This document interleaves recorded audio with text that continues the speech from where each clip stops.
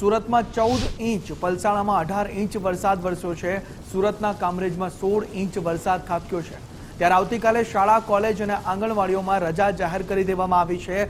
અવિરત વરસાદના કારણે યુદ્ધના ધોરણે બચાવ કામગીરી ચાલી રહી છે.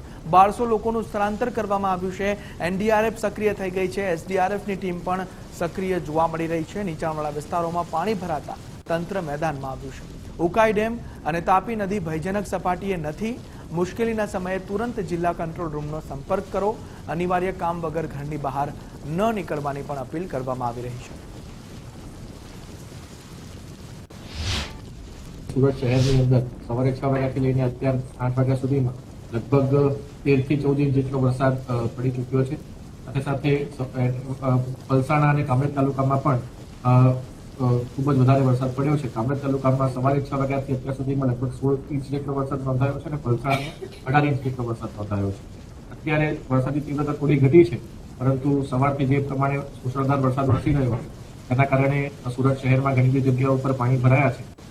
અત્યારે રાહતની તમામ કામગીરી ચાલી રહી છે. એસએમસી ટીમ દ્વારા કામગીરી થઈ રહી છે.